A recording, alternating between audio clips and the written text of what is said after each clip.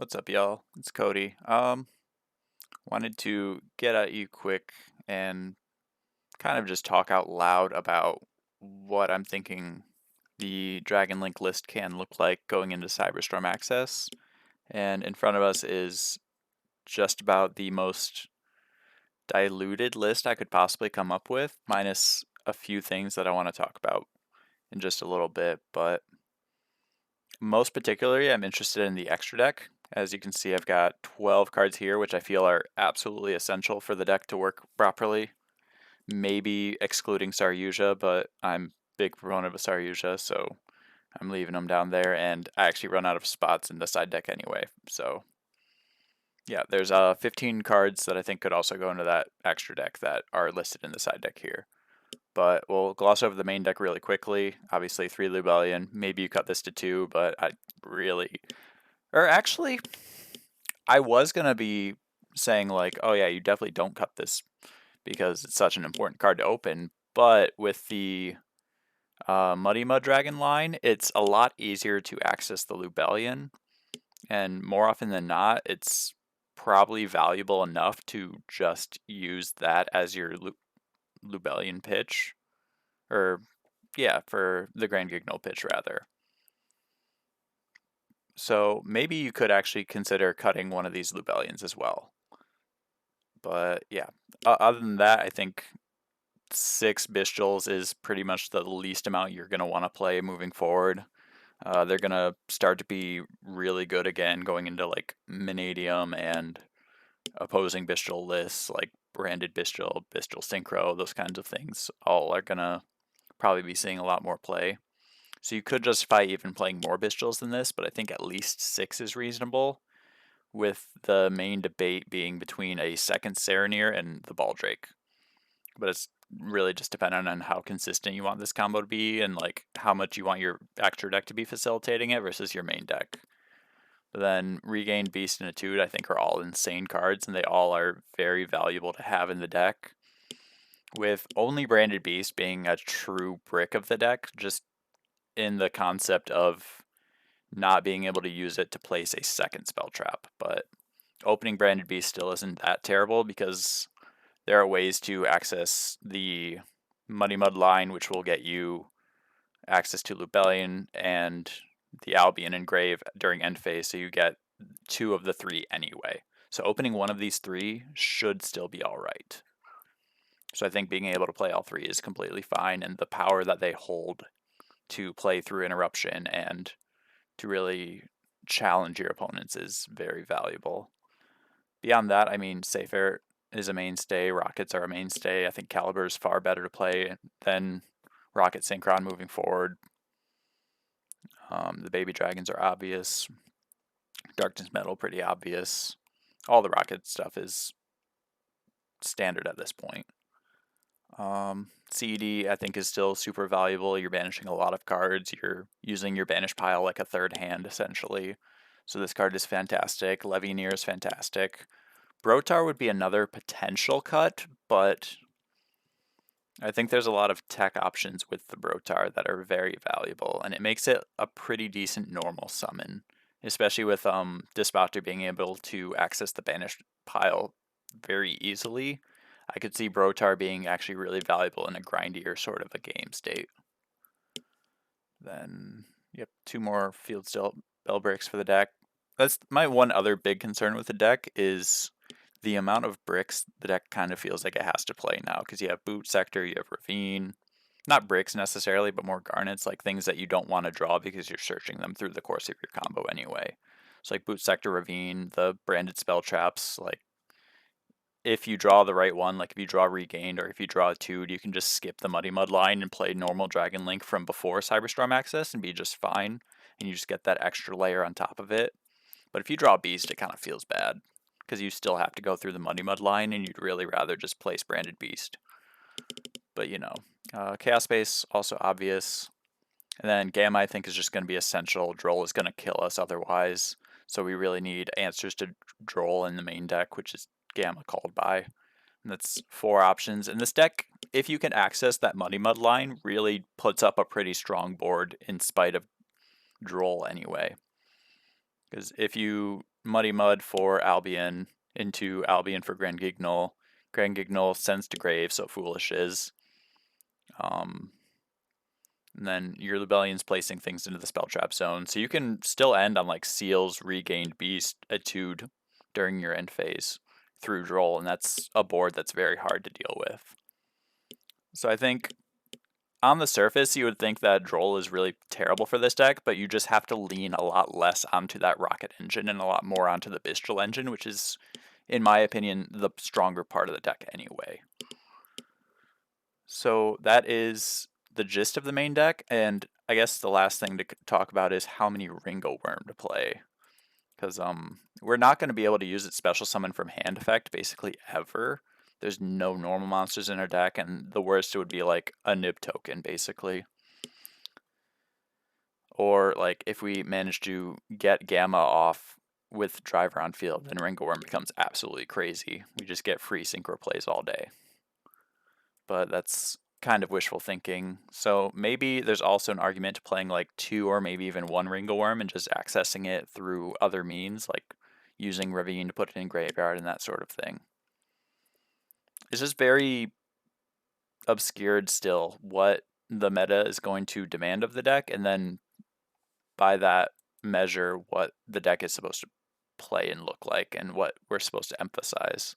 Because if Bystials become really heavy into the format, it's really hard to play like the Bystial setup that we really want, because the opponent messes with our graveyard just as much as we mess with our own graveyard.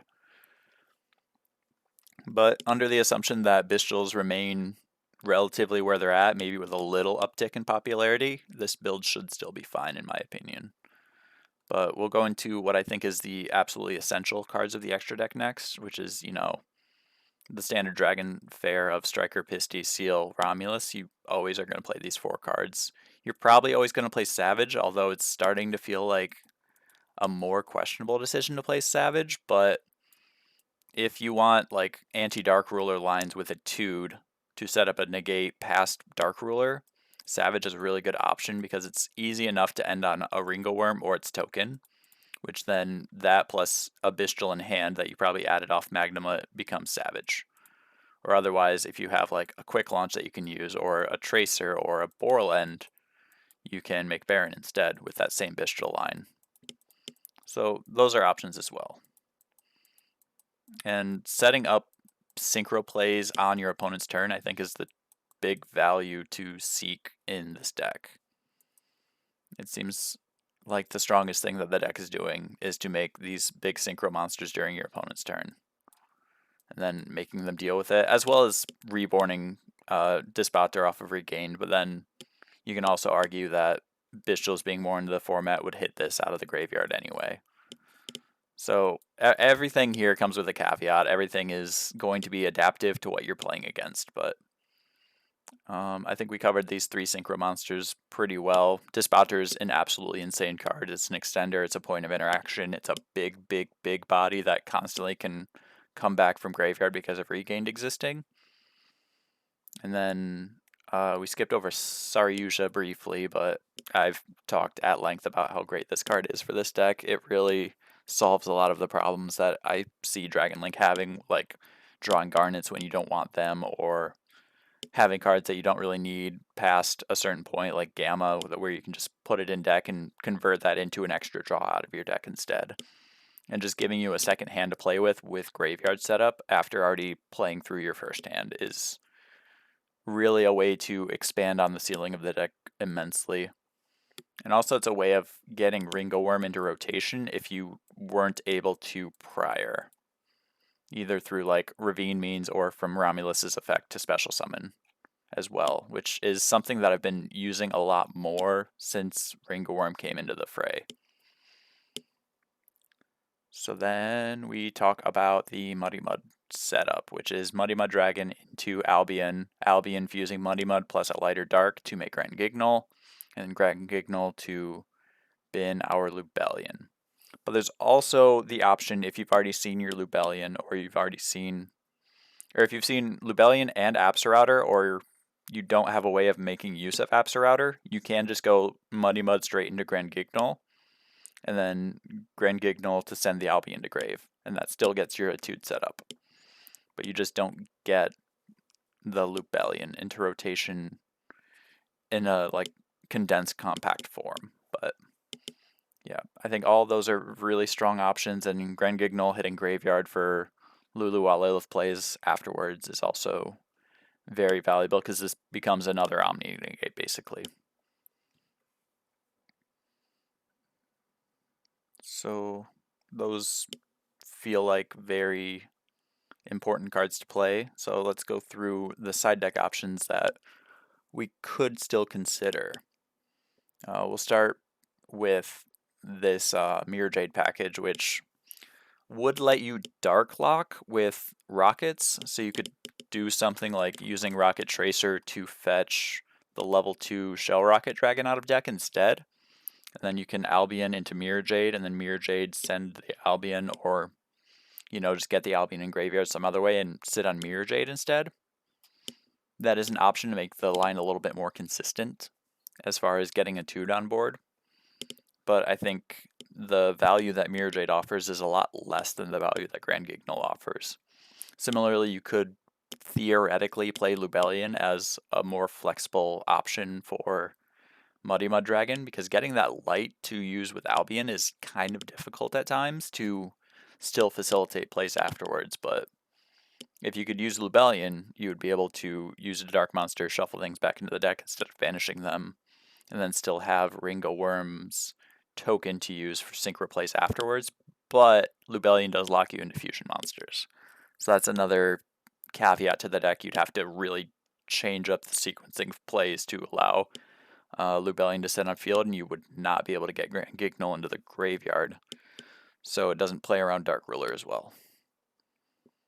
Chaos Angel, I think, is a fantastic card to be making on your opponent's turn. It's just difficult for me to justify playing Chaos Angel over some of the other options. Most notably, like making Chaos Angel versus making Barone is going to be a genuine question mark. You really have to pick between these two cards, but being able to Dark Lock and still make Chaos Angel is pretty handy. I will say, this is probably one of the biggest considerations to have for the deck moving forward, is the Chaos Angel, which I'm sure y'all are very much aware of already. Scarlet Red probably doesn't need to be played anymore. I really love this card. I think it's fantastic, even beyond like a time win condition. It's just a very good board breaking presence, and it forces a reaction out of the opponent very easily just by having Tracer on board. But I think moving forward there's less need for this card, but I'd love to be proven wrong. I do really enjoy Scarlet Red Dragon Archfiend existing. Excel Synchro Stardust Dragon, again, kind of turns on Ringleworm more often, because you're able to use Ringleworm plus a Bystial rather than just Ringleworm plus Safeheart or Ringleworm plus Baby or Recharger. And then you're able to climb directly into either Baron or Despotter depending on what the situation calls for. Also turns Gamma into an Omni Negate on board, which is always going to be really good. So these two are like top contenders as far as considerations, but we do have 3 slots to work with, which complicates things as we will get along to the Link monsters. A Tomb, especially if we start playing more Bystials, a Tomb's value goes up and up. Being able to fetch the Ringleworm directly out of deck is very handy. Being a light monster that you can put on board is very handy. I think a Tomb is a very serious consideration as well, and you could very well just put these 3 in and call it a day. But what I don't like about that is something that some of the Link monster options fulfill, and it's leaving Grangignol on field. I would rather have Grangignol in graveyard so that I can just always use this effect and not worry about Imperm, Dark Ruler, those kinds of things. Granted, it dodges Imperm by back, or it doesn't actually dodge Imperm, never mind. Just because they would have to preemptively Imperm it, but So let's put those guys back for now and talk about Link monsters. So we'll get the obvious one out of the way right away. Is I think IP is the biggest other consideration Like IP Unicorn solves this problem of putting Grand Gignol in graveyard. It's another point of interaction. It's a way of clearing a Druis Worm without using Beast, while also answering multiple cards at the same time. Or even, IP into Nightmare Griffin has been a really phenomenal option in the late stages of Photon Hypernova metagame, and it may continue to be that way if things don't change drastically and we still aren't playing very many Link monsters in our decks. Nightmare Griffin becomes this very foreboding presence. So this is also a build I've been looking at, and it has been the build I've been testing the most as of lately. It's just these 3 monsters in these final 3 slots. But I can understand wanting to play something like Chaos Angel or Excel Synchro instead. Other options, Triple Burst. Even Triple Burst on its own without Borland, but Triple Burst kind of goes along with Borland. Borland putting a tuner on board is actually super relevant now with a Tude. You really want tuner access as much as possible. And Borland is a way to facilitate that while also putting a really big monster that's hard to deal with on the board. And that's kind of where this deck is heading in general, is just big monsters that you can't deal with.